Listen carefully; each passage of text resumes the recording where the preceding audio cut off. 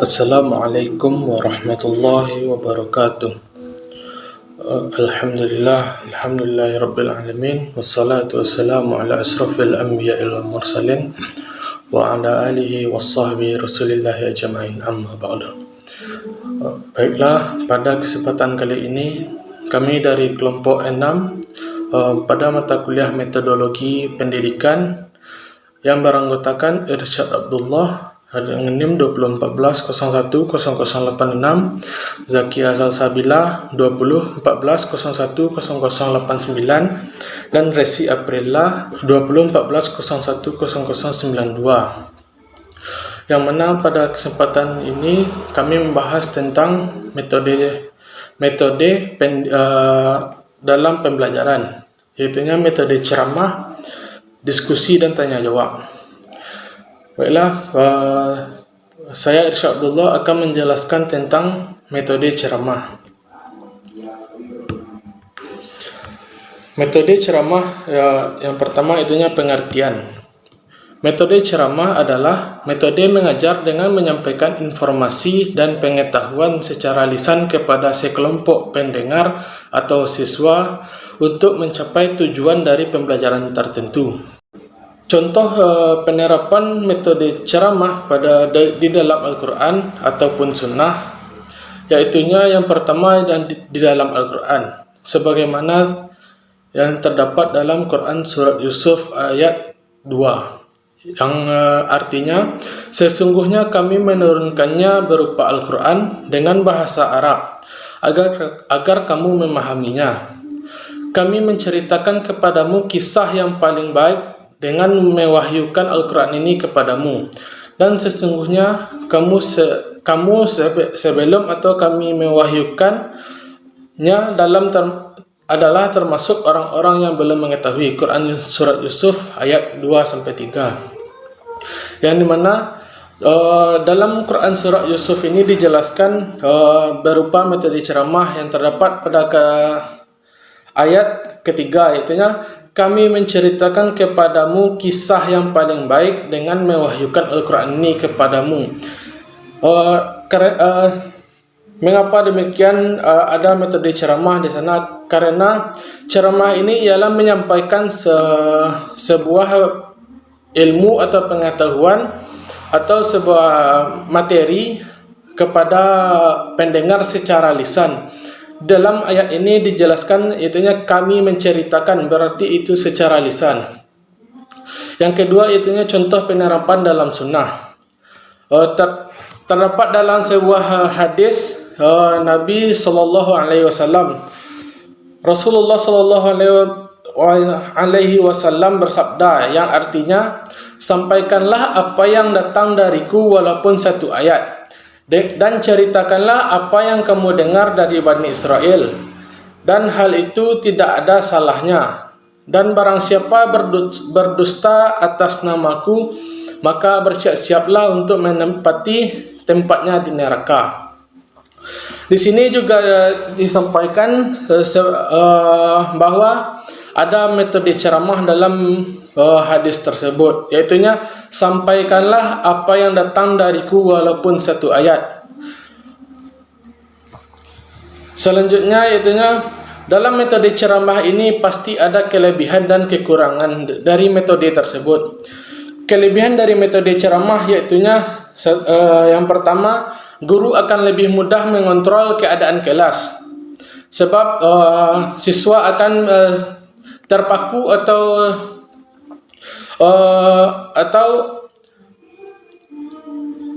menyimak apa yang disampaikan oleh guru tersebut.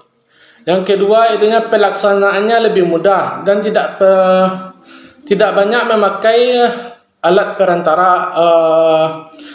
perantara dalam pendidikan tersebut. Yang ketiga, dapat diikuti peserta didik dalam jumlah besar. Tidak halnya seperti metode diskusi, itu hanya terbagi beberapa kelompok. Yang selanjutnya yaitu guru dapat menyajikan materi pelajaran yang lebih luas. Adapun kekurangan dari metode ceramah ini ialah yang pertama dapat mengakibatnya mengakibatkan terjadinya verbalisme dalam pembelajaran. Yang kedua, merugikan peserta didik yang lebih tanggap dari sisi visual dan menguntungkan peserta didik yang lebih tanggap auditifnya. Maksudnya di sini ialah akan merugikan siswa tersebut dari sisi visualnya, yaitunya bagi siswa tersebut yang hanya menangkap materi pembelajaran dari membaca ataupun mendengar ataupun secara presentasi dia menyampaikan. Menguntungkan bagi peserta yang tanggap auditif ini ialah orang yang dapat menerima pembelajaran atau lebih mudah menerima pembelajaran dari cara mendengar atau memahaminya. Yang ketiga, menonton dan membosankan. Metode ini memang banyak orang yang mengatakan sangat membosankan karena tidak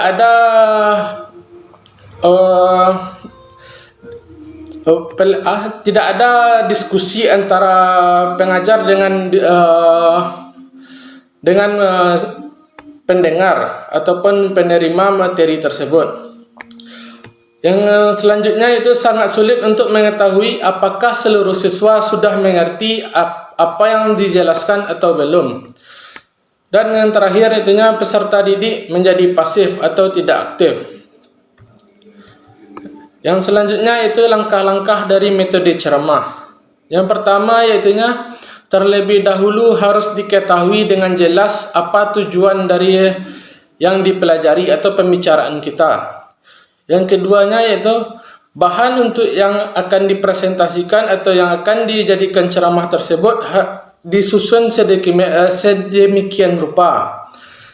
Dan selanjutnya yaitu yang ketiga, menunjukkan kepada peserta didik bahwa bahan pelajaran yang mereka peroleh berguna bagi kehidupan mereka sehari-hari. Yang keempat itunya menanamkan menjelaskan materi tersebut yang dimulai dengan suatu ikhtisar atau ringkasan tentang pokok-pokok yang akan diuraikan. Kemudian dari pokok-pokok pembahasan yang diuraikan tersebut pada bagian-bagian tertentu penguraian dan penjelasan dan ada penjelasannya dari pokok-pokok tersebut. Yang keenam itunya pada akhirnya disimpulkan kembali pokok-pokok penting yang telah dibicarakan tersebut atau mengevaluasi. Yang selanjutnya itu desain dan skenario pembelajaran PAI. Yang pertama, desain metode ceramah atau model metode ceramah, yaitu yang pertama menyampaikan tujuan pembelajaran. Yang kedua, menyesuaikan ketepatan metode. Yang ketiga, mengelola perhatian dan kondisi peserta didik. Yang keempat, presentasi materi yang dimulai dengan pokok-pokok pembahasan sampai dengan penjelasan dan mengevaluasinya. Selanjutnya, skenario metode ceramah. Yang pertama, tahap persiapan. Pada tahap persiapan ini, guru memberikan salam pembuka dan berdoa sebelum memulai materinya. Yang kedua, guru juga meyakinkan siswa memahami tujuan yang akan dicapai. Selanjutnya, guru melakukan apersepsi.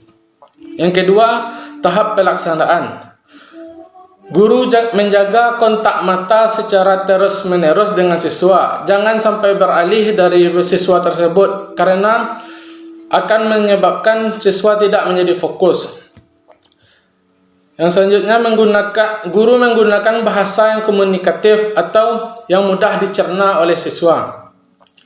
Selanjutnya, guru menyajikan materi pembelajaran secara sistematis, bukan secara acakan, agar pendengar mudah untuk memahaminya. Yang selanjutnya, guru menjaga kelas agar tetap kondusif dan menyenangkan untuk belajar. Selanjutnya, yang terakhir itu penutup. Penutup ini terbagi atas 4. Yang pertamanya dengan cara guru membimbing siswa untuk menarik kesimpulan atau menyuruh siswa untuk menyimpulkan hasil dari materi yang telah disampaikan tadi. Yang kedua, itunya guru merangsang siswa untuk dapat menanggapi atau memberi semacam ulasan tentang materi tersebut. Yang ketiga, guru melakukan evaluasi untuk mengetahui kemampuan siswa menguasai materi pembelajaran yang baru disampaikan, seperti beberapa pertanyaan ataupun berupa soal kuis, semacam kuis. Ya, dan yang terakhir itu guru memberikan salam penutup sebagai pengakhir dari pembelajaran tersebut. Mungkin sekian yang dapat saya sampaikan. Mohon maaf bila ada kesalahan. Wassalamualaikum warahmatullahi wabarakatuh. Assalamualaikum warahmatullahi wabarakatuh. Saya Zakia Salsabila dengan NIM 2014010089.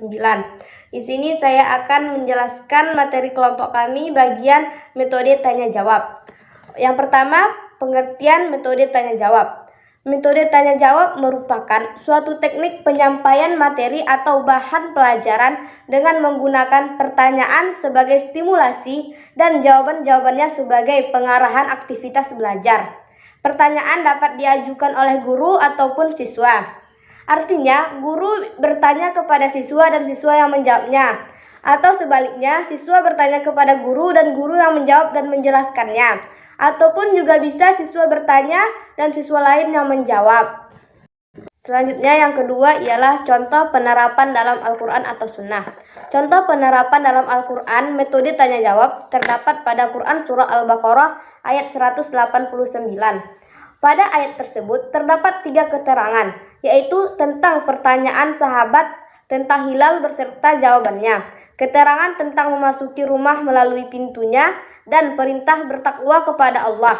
Dari keterangan tersebut, jika dihubungkan dengan metode pendidikan, maka ayat tersebut menjelaskan tentang metode tanya jawab, sebagaimana para sahabat bertanya kepada Rasulullah sehingga mereka mendapatkan penjelasan sesuai dengan maksud pertanyaan mereka dan sesuai dengan keadaan mereka. Tentang metode tersebut juga senada dengan sebuah hadis Nabi Muhammad SAW yang diriwayatkan oleh Ahmad Bukhari, yang artinya dari Abu Hurairah radhiyallahu anhu, ia berkata, seseorang laki-laki datang pada Rasulullah SAW, kemudian ia bertanya, "Wahai Rasulullah, siapa orang yang paling berhak aku hormati?" Beliau menjawab, "Ibumu." Ia berkata, "Kemudian siapa?" Beliau menjawab, "Ibumu." Ia berkata, "Kemudian siapa?" Beliau menjawab, "Kemudian bapakmu, kemudian saudara dekatmu." Dari keterangan Al-Quran maupun hadis tersebut dapat diketahui bahwa Nabi Muhammad SAW juga menggunakan metode tanya jawab dalam memberikan pengetahuan kepada para sahabat, dan hasilnya juga para sahabat mampu untuk memahami dari keterangan yang diberikan oleh Rasulullah. Yang ketiga ialah kelebihan dan kekurangan dari metode tanya jawab. Metode tanya jawab mempunyai beberapa kelebihan dibandingkan dengan metode-metode lainnya.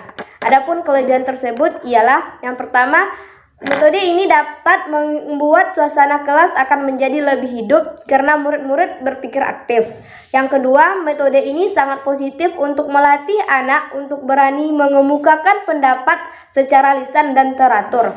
Yang selanjutnya, siswa yang biasanya malas memperhatikan dan mendengarkan guru akan menjadi lebih serius dalam mendengarkan dan mengikuti pelajaran. Walaupun metode ini akan menyebabkan pelajaran berjalan agak lambat, tetapi guru dapat melakukan kontrol terhadap pemahaman murid. Sedangkan kekurangan metode ini ialah apabila terjadi perbedaan pendapat atau jawaban, maka akan terjadi perdebatan sengit sehingga memakan waktu banyak untuk menyelesaikannya. Yang kedua, terkadang murid mengalahkan pendapat guru. Yang ketiga, kemungkinan timbul penyimpangan dari pokok persoalan.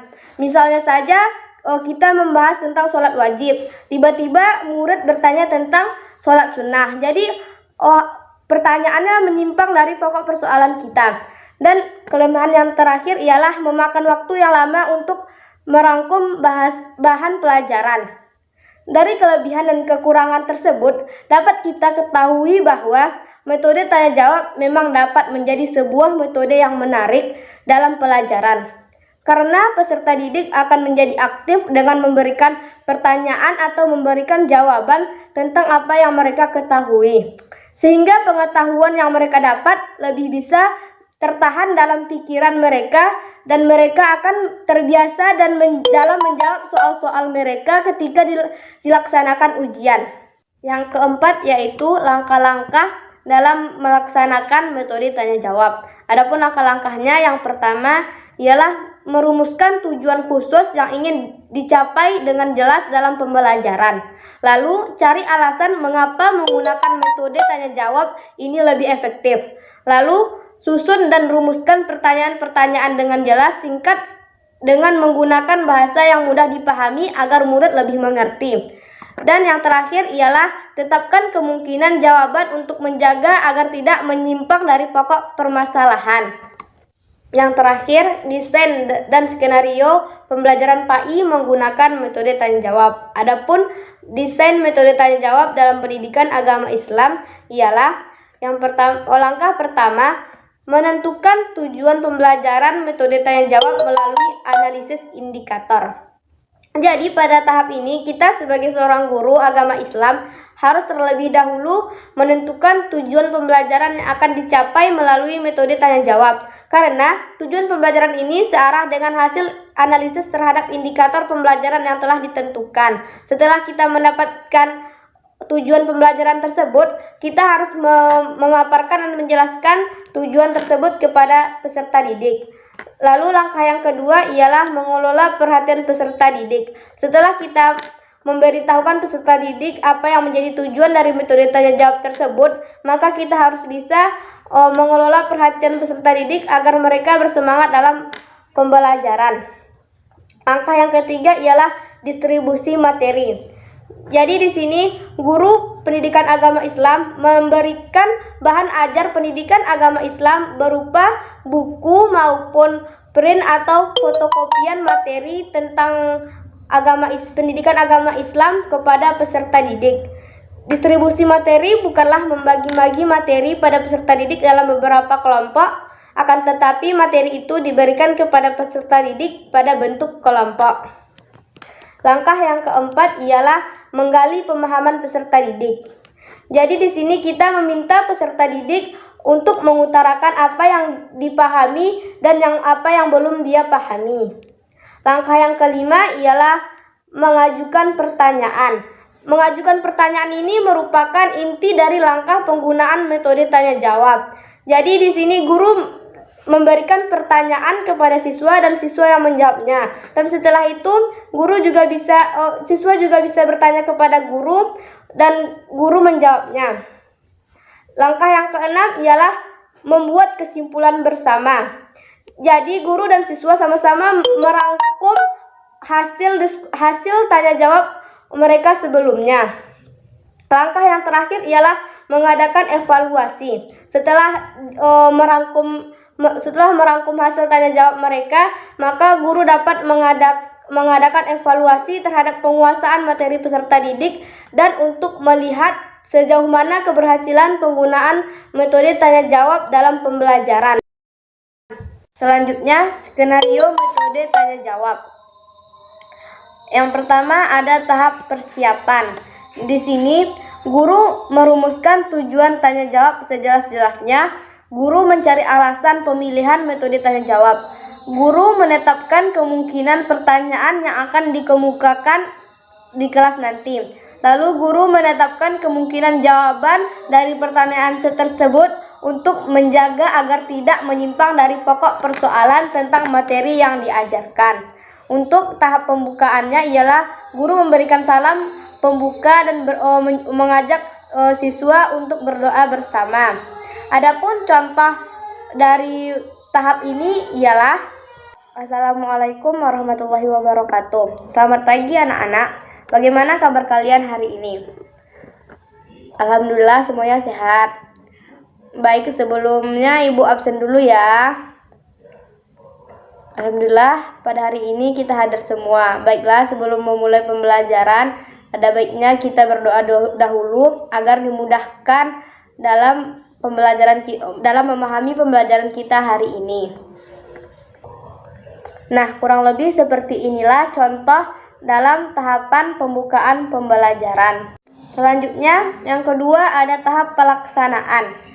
Di sini, guru menjelaskan kepada siswa tujuan pembelajaran menggunakan metode tanya jawab, lalu menjelaskannya kepada siswa. Setelah itu, guru memberikan permasalahan sebagai bahan persepsi bagi siswa dan memberikan waktu kepada siswa untuk memahaminya. Setelah itu, guru mengajukan pertanyaan ke seluruh siswa. Lalu, guru memberikan waktu yang cukup untuk memberikan jawaban dan guru harus memastikan tanya jawab harus berlangsung dalam suasana tenang agar pembelajaran efektif. Adapun contoh dari tahap pelaksanaan ini ialah, nah anak-anak, nanti setelah pembelajaran dimulai, Ibu harap jangan ada lagi yang ribut dan semuanya memperhatikan pembelajaran. Baiklah, siapa yang masih ingat apa materi kita pada minggu lalu? Nah, benar sekali. Pada minggu lalu materi kita ialah iman kepada malaikat Allah. Jadi, pada hari ini pembelajaran kita ialah beriman kepada kitab Allah. Pada hari ini kita akan menggunakan metode tanya jawab untuk melatih kemampuan kalian dalam menjawab pertanyaan dengan baik dan benar dan melihat sejauh mana penguasaan materi kalian. Di sini Ibu akan membagikan lembar materi kepada kalian untuk kalian baca dan pahami terlebih dahulu. Nah, jika kalian sudah paham, di sini Ibu akan bertanya. Pertanyaan pertama, siapa yang bisa menyebutkan apa yang dimaksud dengan beriman kepada kitab Allah? Ada berapa kitab Allah tersebut? Ya, betul, kitab Allah ada 4. Apa saja kitab yang 4 itu? Siapa yang bisa menjawab? Benar, kitab yang 4 itu ialah Taurat, Zabur, Injil, dan Al-Quran. Dan pertanyaan terakhir, sebutkan contoh perilaku yang mencerminkan keimanan terhadap kitab Allah. Siapakah yang bisa menjawabnya? Adakah yang ingin menambahkan jawaban dari jawaban Fadil tersebut? Nah, kurang lebih seperti tadilah contoh dari pelaksanaan pembelajaran menggunakan metode tanya jawab. Yang selanjutnya, yang terakhir ialah tahap penutup, di mana guru di sini memberikan kesempatan kepada siswa untuk bertanya pada hal-hal yang belum dipahami. Guru menyimpulkan materi jawaban yang relevan dengan tujuan pembelajaran dengan metode tanya jawab. Guru memberikan tugas kepada siswa untuk membaca materi berikutnya di rumah dan menulis pertanyaan yang akan diajukan pada pertemuan berikutnya. Pada saat tertentu, berikan kesempatan kepada siswa lain untuk menilai jawaban yang diberikan temannya. Dan yang terakhir, guru memberikan salam penutup. Adapun contoh tahap penutup ini ialah sebagai berikut. Di sini siapa yang bisa memberikan kesimpulan dari tanya jawab kita hari ini? Nah, jika tidak ada, Ibu akan menyimpulkan materi kita pada pembelajaran hari ini, yaitu ialah tentang iman kepada kitab Allah. Iman kepada kitab Allah berarti percaya dan yakin dengan sepenuh hati bahwa Allah telah menurunkan kitab-kitabnya kepada para rasulnya. Ajaran yang terdapat di dalam kitab tersebut disampaikan kepada umat manusia sebagai pedoman hidup agar dapat meraih kebahagiaan di dunia dan di akhirat. Petunjuk Allah yang tertuang dalam kitab-kitab yang diturunkannya merupakan pedoman untuk kebahagiaan manusia di dunia sampai di akhirat. Baik anak-anak, mungkin hanya sekian pembelajaran kita pada hari ini. Kurang dan lebihnya Ibu mohon maaf. Wassalamualaikum warahmatullahi wabarakatuh. Nah, kurang lebih seperti tadilah contoh dari pelaksanaan tahap penutupan pembelajaran menggunakan metode tanya jawab. Mungkin sekian yang dapat saya jelaskan, kurang dan lebihnya saya mohon maaf. Assalamualaikum warahmatullahi wabarakatuh. Baiklah, saya Resi Aprilla dengan NIM 2014010092 akan menjelaskan bagian C, yaitu metode diskusi. Yang pertama, pengertian metode diskusi. Metode diskusi adalah suatu cara mengajar yang dicirikan oleh suatu keterkaitan pada suatu topik atau pokok pernyataan atau masalah, di mana para peserta diskusi berusaha untuk mencapai suatu keputusan atau pendapat yang disepakati bersama maupun pemecahan terhadap suatu masalah dengan mengemukakan sejumlah data atau argumentasi.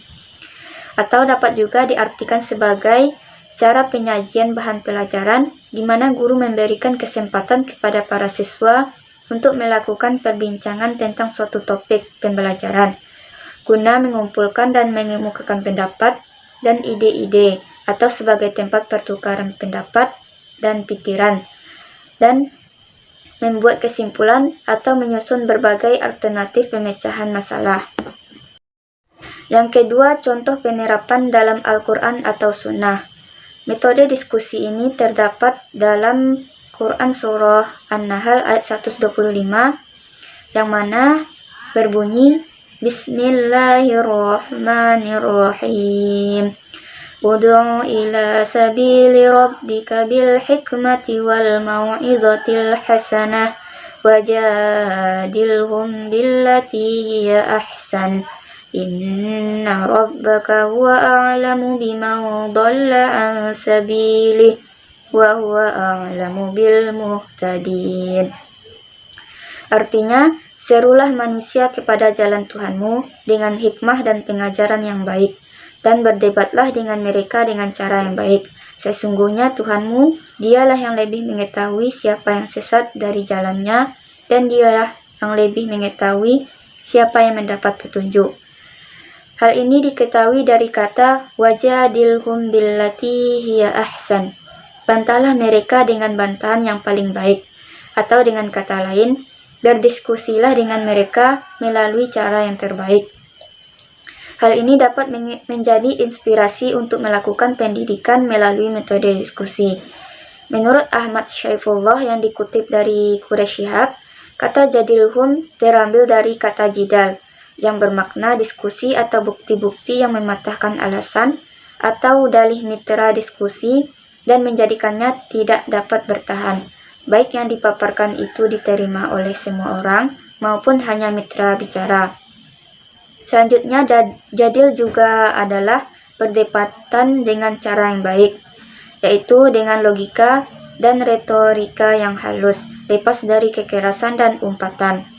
Jadi dalam ayat tersebut dapat kita pahami bahwa metode diskusi dapat menjadi sebuah metode pendidikan yang tepat untuk mendapatkan kebenaran melalui hujah-hujah atau argumen-argumen yang disampaikan dengan etika yang baik, tidak merasa paling benar atau arogan. Guru juga lebih mudah untuk mengarahkan peserta didik. Begitu pula peserta didik dapat lebih aktif dalam kegiatan belajar mengajar.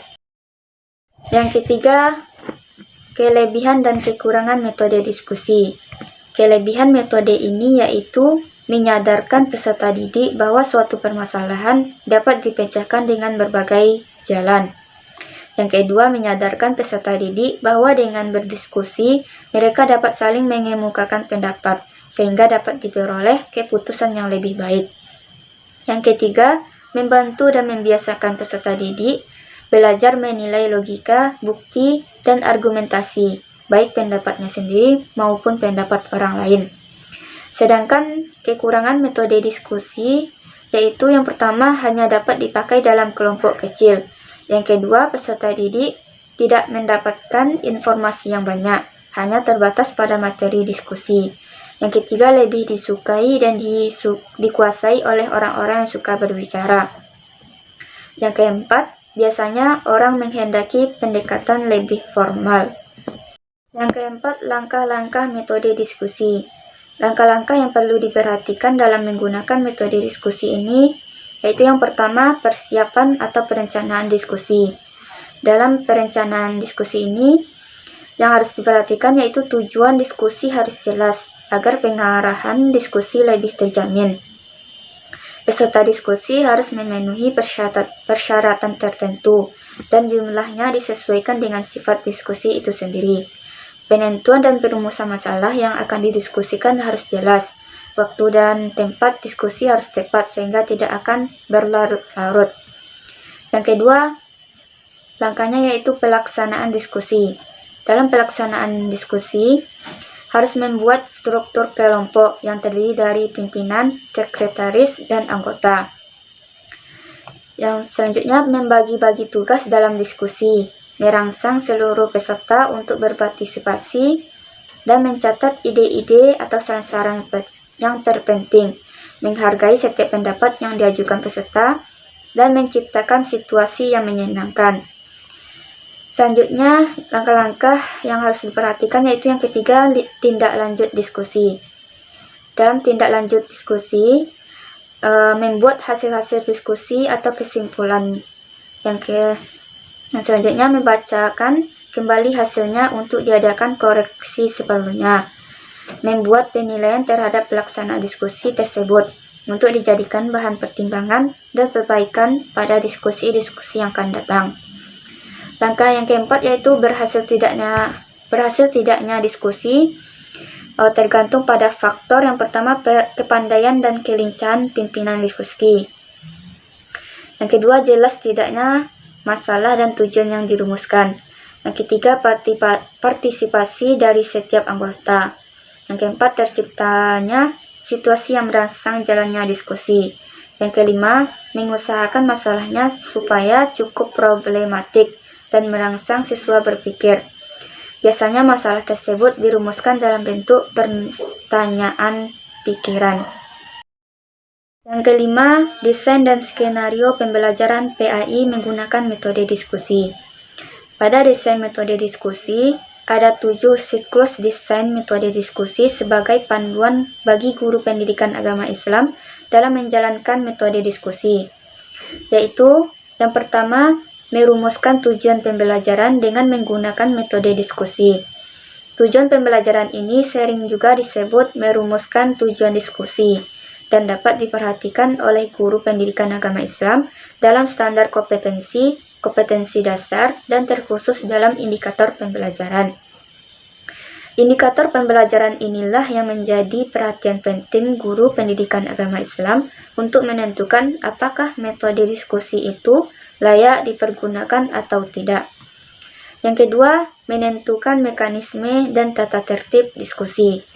Langkah ini sangatlah penting diperhatikan guru bila ingin sukses dalam menggunakan metode diskusi. Mekanisme dan tata tertib diskusi harus ditentukan pada awal pembelajaran, agar proses pembelajaran pendidikan agama Islam dapat berlangsung dengan tertib dan nyaman hingga tujuan pembelajaran dapat tercapai. Yang ketiga, merumuskan masalah atau topik yang akan didiskusikan. Untuk keberhasilan diskusi, maka masalah atau topik yang harus mempermasalahkan topik-topik yang memang memerlukan pemikiran diskusi antara pihak-pihak yang terlibat. Topik diskusi hendaknya merupakan hal-hal yang menarik minat dan perhatian peserta didik. Peserta didik akan memiliki motivasi yang kuat dalam memecahkan soal kalau mereka berminat dan menaruh perhatian terhadap masalah itu. Yang keempat, mengatur kelompok-kelompok diskusi. Kelompok diskusi dalam pembelajaran dengan menggunakan metode diskusi menjadi nilai pembeda dengan yang lainnya. Dan hal ini harus diperhatikan dan diatur oleh guru PAI. Mengatur kelompok-kelompok diskusi dilakukan setelah masalah atau topik yang akan dibahas telah dibagikan. Maka diperlukan pengaturan kelompok dan hal itu menuntut untuk diperhatikan secara intensif, disusun dengan baik. Yang kelima, melakukan diskusi. Setiap anggota diskusi hendaknya tahu persis apa yang akan didiskusikan dan bagaimana cara berdiskusi. Diskusi harus berjalan dalam suasana bebas. Setiap anggota harus tahu bahwa mereka mempunyai hak bicara yang sama. Yang keenam, menyimpulkan hasil diskusi. Pada siklus ini, guru pendidikan agama Islam bersama dengan peserta didik menyimpulkan hasil diskusi. Tahap ini dilakukan setelah presentasi kelompok telah selesai dilangsungkan oleh suatu kelompok tertentu. Guru pendidikan agama Islam harus dapat menyimpulkan hasil diskusi yang telah dilangsungkan untuk memberikan penguatan terhadap hasil diskusi. Di samping itu juga adalah untuk menyesuaikan hasil diskusi yang telah dilakukan dengan tujuan pembelajaran yang telah ditetapkan sebelumnya. Yang terakhir yaitu melakukan evaluasi. Guru pendidikan agama Islam harus mampu melakukan evaluasi sebagai upaya memberikan umpan balik terhadap hasil diskusi yang telah dilaksanakan. Evaluasi diperlukan untuk mengetahui tingkat pemahaman dan penguasaan peserta didik terhadap materi yang diajarkan melalui metode diskusi tersebut. Di samping itu, evaluasi diperlukan untuk memberikan umpan balik guru terhadap efektivitas dan tingkat keberhasilan penggunaan metode yang dilangsungkan. Selanjutnya mengenai skenario pembelajaran diskusi. Pada skenario ini ada 3 tahap. Yang pertama tahap persiapan, yang kedua tahap pelaksanaan, dan yang ketiga tahap penutup. Pada tahap persiapan, guru memberikan salam pembuka dan berdoa. Guru merumuskan tujuan yang akan dicapai dalam pembelajaran. Guru menentukan jenis diskusi yang akan dilaksanakan. Guru menetapkan masalah yang akan dibahas. Dan guru mempersiapkan segala sesuatu yang berhubungan dengan teknis pelaksanaan diskusi. Pada tahap pelaksanaan, guru memeriksa segala persiapan yang dapat mempengaruhi kelancaran diskusi. Guru memberikan pengarahan ke siswa sebelum dilaksanakan diskusi, melaksanakan diskusi sesuai dengan aturan main yang telah ditetapkan. Guru memberikan kesempatan yang sama kepada setiap peserta diskusi untuk mengeluarkan gagasan. Yang terakhir, guru tetap mengendalikan pembicaraan kepada pokok persoalan yang sedang dibahas. Pada tahap penutup, guru membuat pokok-pokok pembahasan sebagai kesimpulan sesuai dengan hasil diskusi. Guru mereview jalannya diskusi dengan meminta pendapat dari seluruh peserta sebagai umpan balik untuk perbaikan selanjutnya. Yang terakhir, guru memberikan salam.